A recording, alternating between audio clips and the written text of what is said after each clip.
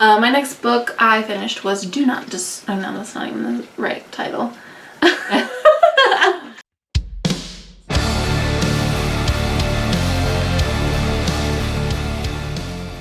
Hey, it's Sue. And Megan. The Spine Breakers. And today we are going to do kind of a catch-up wrap-up. Yeah. We haven't done a monthly wrap-up since the end of January. So we're going to do a 3-month wrap-up here, but neither of us read much in February, which is why we didn't do a wrap-up on its own, so that should be quick.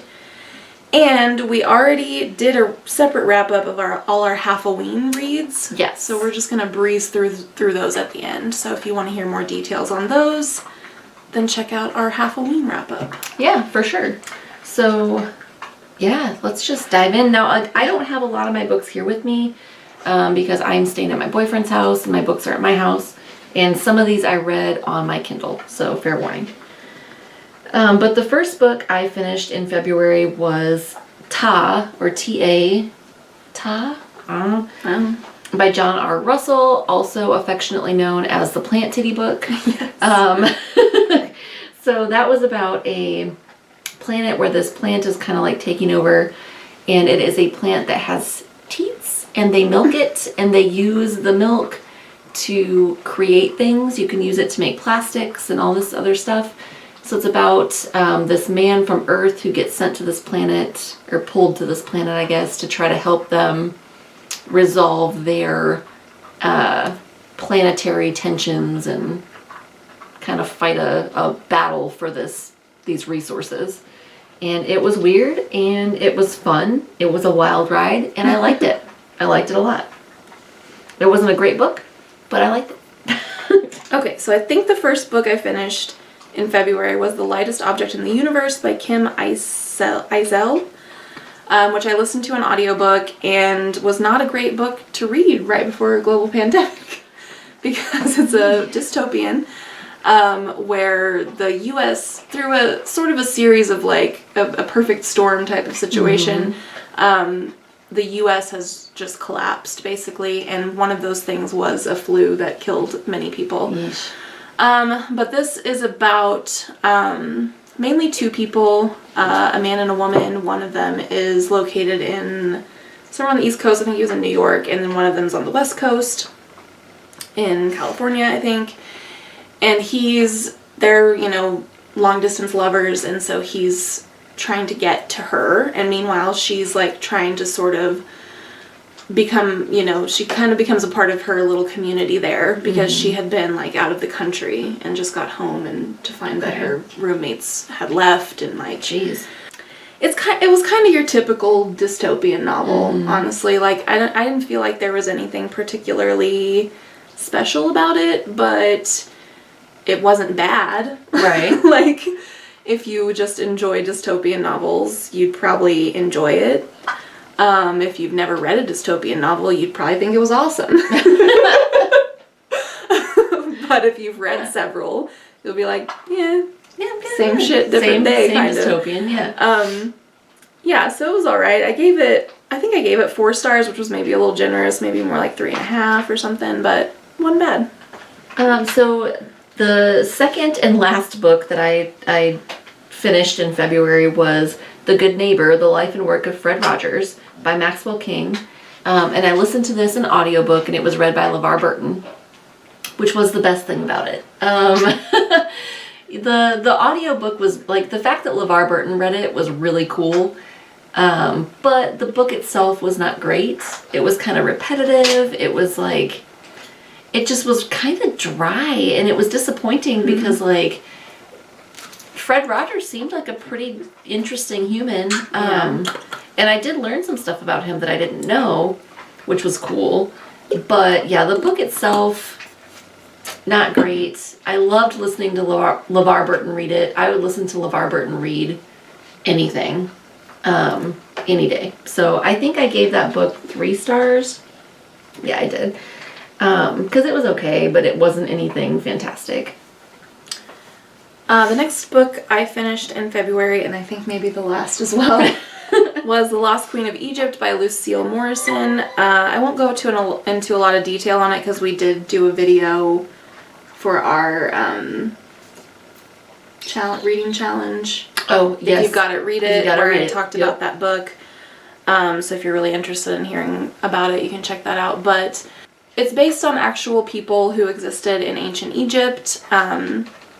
Namely, if I can remember their names now, Ankhsenamun, I believe, and she was married to the famous King Tut.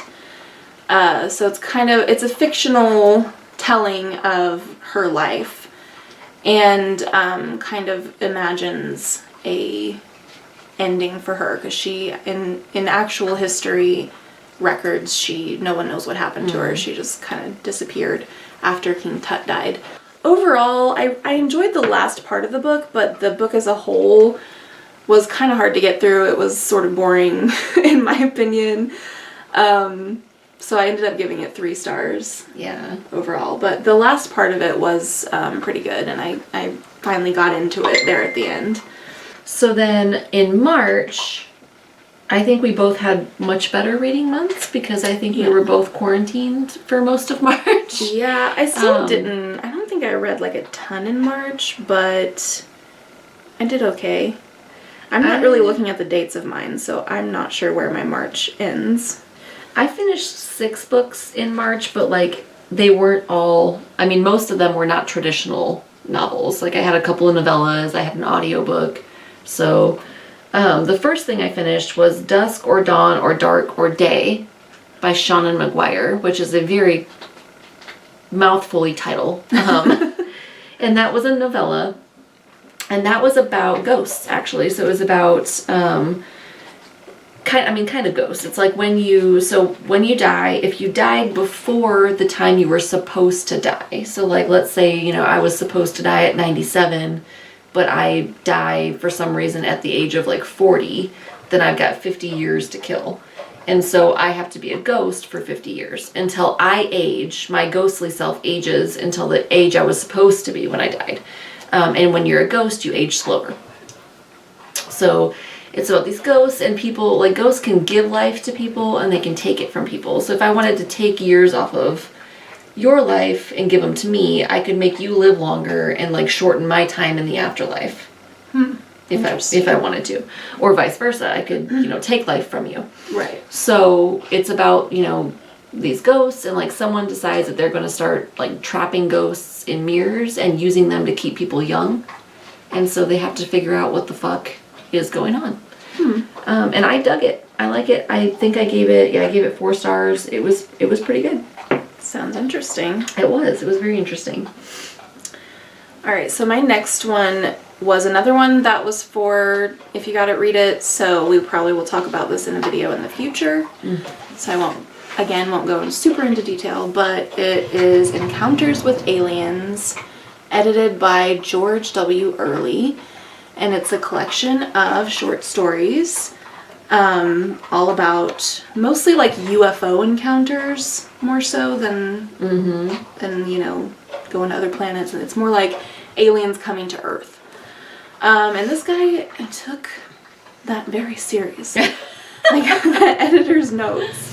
And this was first published in the 60s, I believe, where there was apparently like, according to this guy anyway, there was like a lot of UFO sightings, but people were kind of trying to brush him under the rug, he felt. Okay. And he thought that this should be taken really seriously, basically. But the stories themselves, for the most part, I actually really liked. That's cool. Like, they were pretty good. I was not expecting much with this cover, to be honest. But yeah, I mean, the cover is like campy and perfect. Yeah, and I mean the stories, some of them are kind of campy, but that's like what I was wanting. The first story is not a short story. It is someone's actual theory that the first chapter of Ezekiel, I think it is. Is that right? Ezekiel or Revelation? I think it's Ezekiel. Ezekiel. This person, Arthur W. Orton, believes that the first chapter of Ezekiel in the Bible is describing an alien encounter. And he has like pictures describing like why, you know, what was described in the Bible is actually like a man in a spacesuit. That's not the weirdest Bible theory I've heard. So that's interesting, but then the rest are fictional stories. So the next thing I finished was The Deep by River Solomon. My dog is licking something. Lots of like slobbery noises in the so background. many slobbery noises. And also engine noises. Jeff is for my tiller. He's trying to get the carburetor going, so he took it out and was soaking it in gas, and now he's trying to get it started so I can till my garden. Okay. I'm a pioneer woman. Yeah. A miserable one at that. Like the pioneer doesn't like you very much. God, not at all. I don't know if you guys can tell. You probably can. This eye is really swollen. I think I got bit. I'm super allergic to anything that flies and bites. I have really sensitive skin, so like if it bites, I'm allergic to it. And I think something got me, so like this eye is swollen now. So yeah, I grew up in the fucking woods, in the middle of goddamn nowhere, and I'm used to nature, but apparently nature doesn't like me. So anyway, anyhoozle. So the next thing that I finished was The Deep by River Solomon. It is a novella, and it is about this race of like mer people who evolved from slave women, pregnant slave women who were thrown overboard of slave ships. And so they would give birth, and their babies would come out and they would be mer people. So it's about some interesting novellas. It was really fucking interesting, and like it was really fucking fascinating. I don't want to say a whole lot about it because I don't want to give a lot away. But I would absolutely recommend it. I gave it 4 out of 5 stars. Super fucking cool book. Novella. The next book I finished was Marlena by Julie Buntin. And this is about a woman who is looking back on her teen years where she was best friends with this girl named Marlena. Mm-hmm. And she lived in like a very poor town in Michigan, I believe. And it's a lot about drugs. Marlena did drugs. Her dad cooked meth. And tragedy ensued. And it's not, I feel like I kind of thought it was going to be a thriller. And it's not a thriller, for sure. So don't go into it expecting that. But I did enjoy it overall. It's been a while since I read it, so I'm struggling to recall like any specific things to say about it. But I remember that I liked her writing style. I thought it was very moving, a very kind of sympathetic, I think, view of like someone who's like struggling with drug use, which is refreshing because like as someone who works with people who struggle with drug use, I feel like a lot of times it's definitely villainized. Yeah. And I mean, I will say that like the men in Marlena's life were, I think, kind of villainized, which they all were, you know, doing meth. Marlena did like prescription pills mostly. Yeah, it was kind of like another story of like female friendship that instead of demon possession, it was drugs. It was drugs, yeah. I haven't talked about my best friend's exorcism in this video yet, so they're like, what? Like with demon possession. Yeah. I want to read Marlena. I have it, but I haven't read it yet. So next in March, I finished People of the Book by Geraldine Brooks. And I had read, the first book of hers I read was Year of Wonder, which was about a plague village, I guess a village during the plague, not a plague village.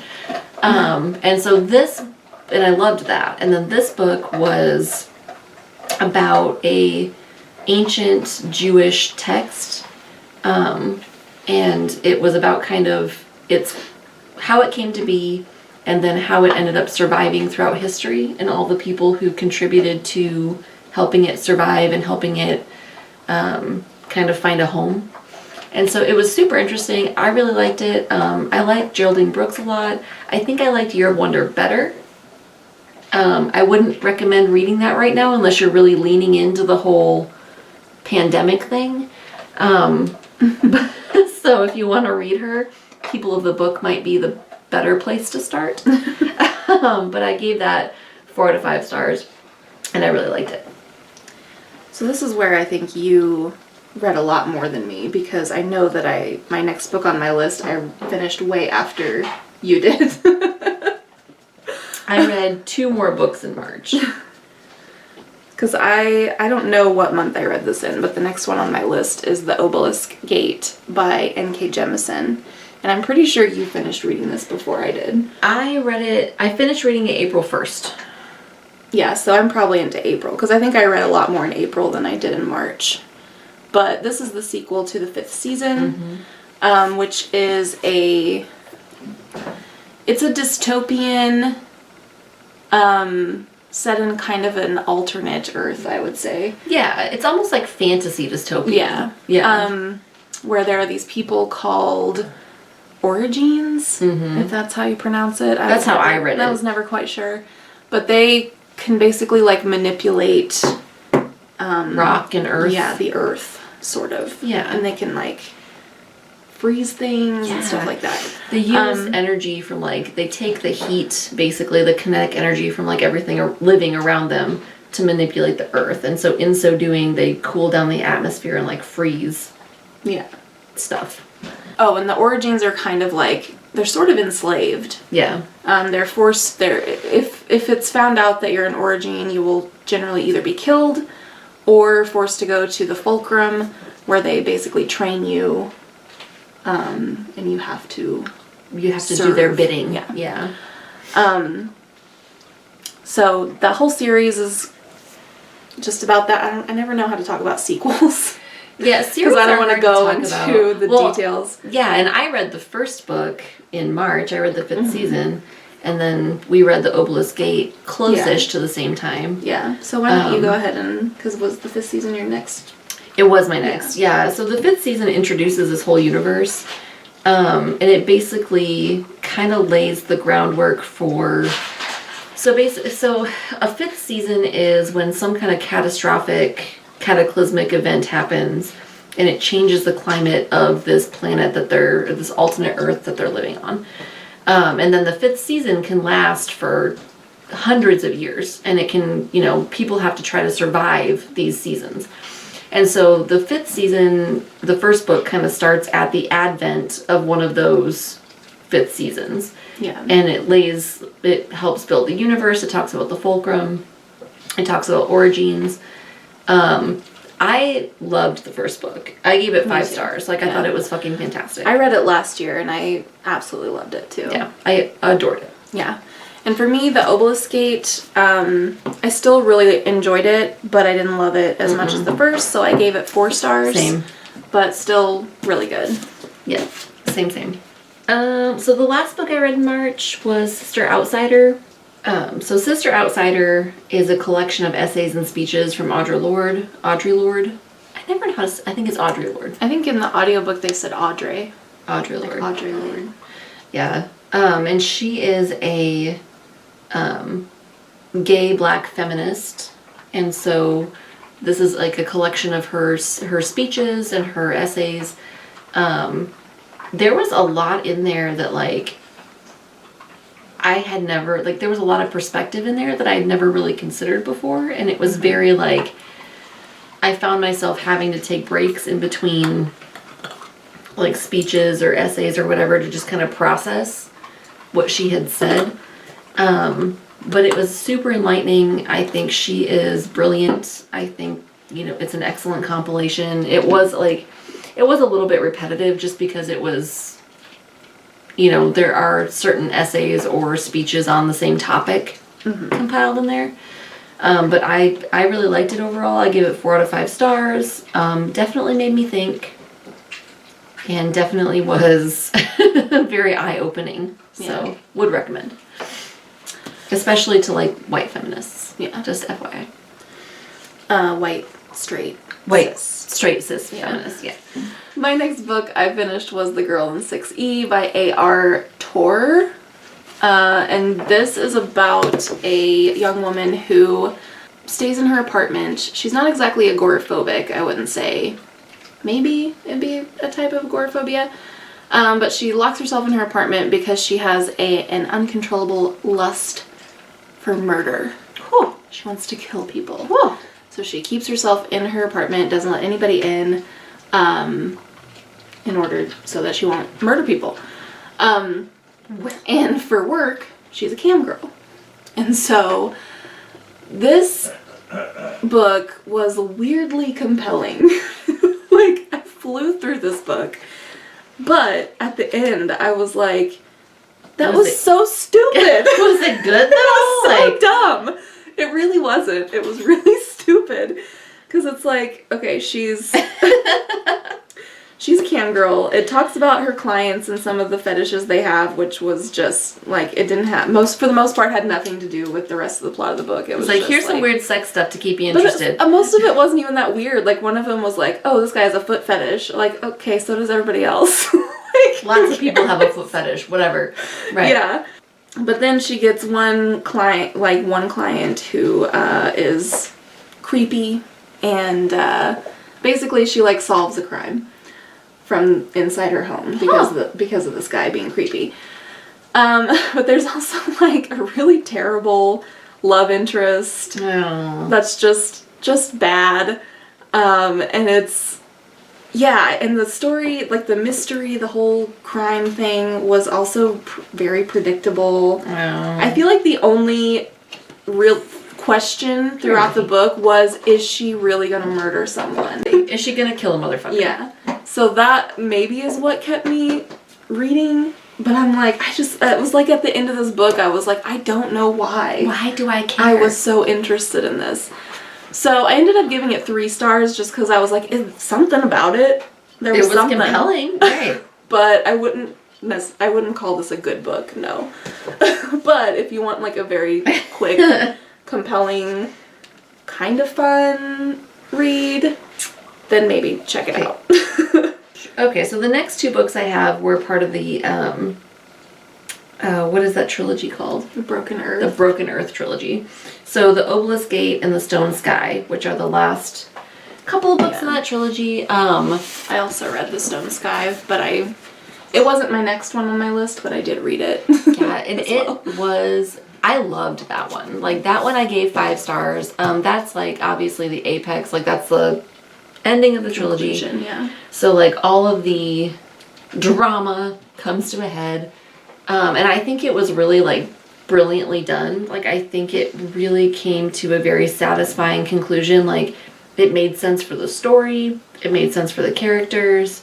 It was not altogether happy, but it was not altogether tragic either. Honestly, like, I would read, if there were more books in the series, if there were, like, spin-offs about, like, the Guardians or about, like, the Origins, I would read them. Yeah. Like, it was a fascinating universe. It was super good. However, I felt a little differently. Oh! I felt slightly differently about this book. I still really, really enjoyed it. Would definitely recommend the series as a whole, but I was a little disappointed. Oh, no. In the last book. I still gave it 4 stars. Like, still good, but I felt like Nassen and Essen, who are 2 of the main characters in this book, I felt like their trajectory was very predictable. It was pretty predictable. And then I just felt like she got increasingly preachier about her message as the series progressed. Yeah. And you know that I fucking hate whenever an author is just preachy. like hitting you over the head with hi. Yeah. Yeah. So I think that kind of bothered me in the book as well, but I did really enjoy Hoa's story. Yeah, like Hoa's was really cool. So I was a little bit like, oh, okay, so it's going to turn out like this. Like, I wasn't super surprised, but, like, I could have seen it going either way. Yeah. But, yeah, I mean, it did definitely get preachier. Yeah. For sure, but I really loved it. Because there's definite themes of, like, colonization, slavery, and just using resources that aren't yours kind of thing. For sure. And using more than you need. Yep. So there was pretty obvious real world Oh, totally. themes throughout the series. But yeah, as a whole, I thought it was a really good series and would recommend it. But nothing beat that first book for me. Man, that first book, that first book really was the best of the three, for sure. Yeah. I think the first one, then the third one, then the second one. Yeah. As far as, like, goodness. Yeah. Yeah. And then the next book I finished was 3 Years with the Rat by J. Hosking. And this was another kind of just like quick, fun, but maybe not that great read.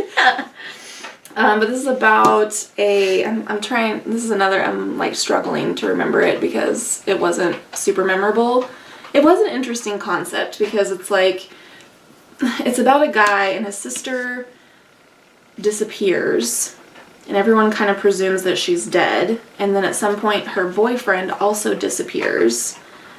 And he goes to their apartment and there's just like this weird box lined with mirrors and a rat because they both were scientists. And so this was one of their like lab rats.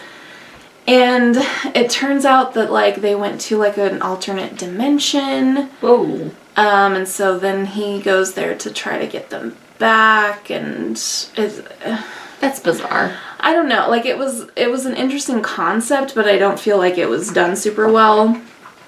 Also, I didn't really like the characters. It was definitely kind of one of those like Don't give a shit what happens to mediocre white man saves the day kind of things. Yeah. But fair. But and like also his love interest, like his girlfriend, was like terribly written. I thought like I felt like the women in it were just very unlikable, and then the men were just blah. Yeah. They were just kind of boring.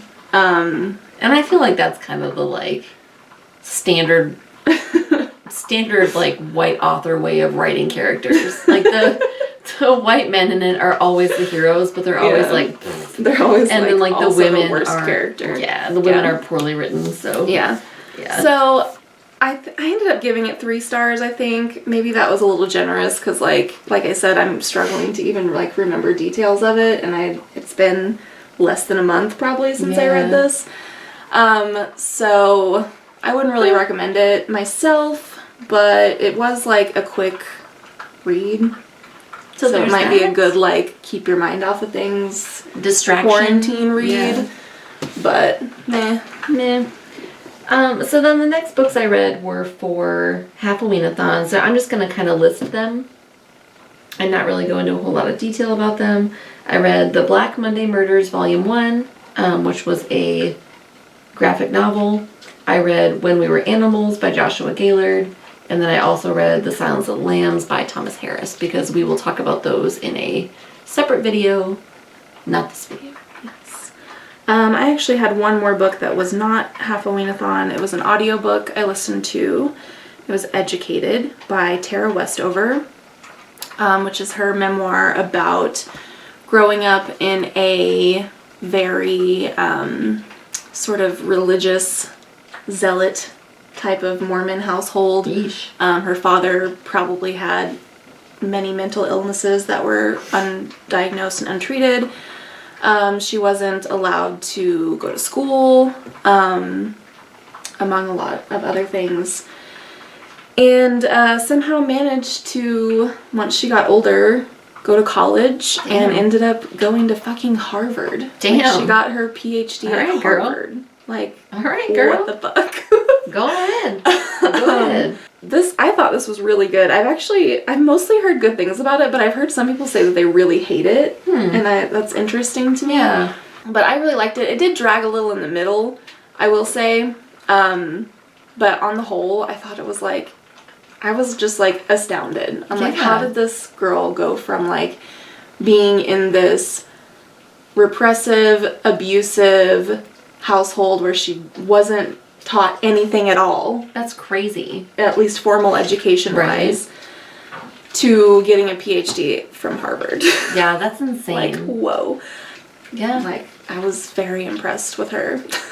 I mean, I'm I haven't read it, but like, Yeah. damn, man, that's pretty impressive. Yeah, and coming from, like, it sounds silly to say I can relate to some things because, like, I did not have the type of childhood she had at all. Mm-hmm. But, like, I had a childhood that was affected by mental illness and similar mental illness to what her father probably had. And so I could, like, relate in some ways to, like, her relationship with her father. Yeah. So, yeah, That's really interesting. it's interesting. Very cool. Yeah, so I gave that, I think, like 4.5 stars. And then my last few reads were for Halloween, so I'll just go through them like Megan did. Murphy's joining us, just like old times. Yeah, what would it be without Murphy? I read My Best Friend's Exorcism by Grady Hendrix. The Invisible Man by H.G. Wells. Bender by Michael Frizzell and D.A. Frizzell. And lastly, The Beauty by Aaliyah Whiteley. So if you want to hear about those books, then check out our Halloween-a-thon 2020 wrap-up. Or wrap up. Yes. Yes. That's it. We did it. That's we our made wrap-up February through April. Yes. So then May, we will have our own single month wrap-up. We'll just do 1 month. Hopefully we will be able to film as usual. Hopefully. And things don't get all fucked up again. Fingers crossed. I'm cautiously optimistic. Same. Same. Yeah, Yeah. so, and like we said, I mean, we're both pretty isolated anyway. We both work Yeah. from home. We both don't really go anywhere. And we do wear masks in public, so. And wash our damn hands. And we wash our fucking hands, so. Yeah. I had to wash my hands when I got inside because my hand was so dirty from petting dogs. It was literally Just covered filthy. in dirt. Filthy. Murphy literally, like, fucking levitated when Sue got here, and he cried. Like, just, like, whimpered and cried for, like, 5 minutes straight. Because We he missed each other. Yeah, it's been, like, a month and a half. So, I know. it's been too long. It's been too long. Alright. Well, let us know your thoughts. Oh, we didn't mention in this video why we weren't drinking. Oh, Well, yeah. Megan's drinking a beer. I have a beer. Sue can't have a beer right now because she is on some medicine and is having some stuff. I'm having some Some things. major health issues right now. I mean, not major, but... Some really obnoxious health issues. Yeah. Yeah. My body was like, global pandemic, let's malfunction. Kidneys down. Here you go. Here you go, friend. You look like Yeah. you need some company during your Yeah. quarantine, so Here's a kidney couple stone. of kidney stones. There you go. Thanks. Yeah, so that's why I'm not having a beer. I'm just having water because I'm on steroids and also having surgery in like 2 days. So And I'm having a beer because fucking quarantine, pandemic, crazy life right now, and I just, beer helps take Yeah. the edge off of that. true. So. I've been wanting a beer for like, it sucks because I was on antibiotics for something else. I was on antibiotics for a week and then immediately pretty much had to start on steroids again. Ugh. So I haven't had a drink in at least 2 weeks. It's been a while. Maybe longer. But anyway, let us know your thoughts on these many books we've mentioned. We've mentioned so many. Yes. So yeah, if you've read them, let us know what you think. And I guess we'll see you next time. Yeah. Bye. Bye.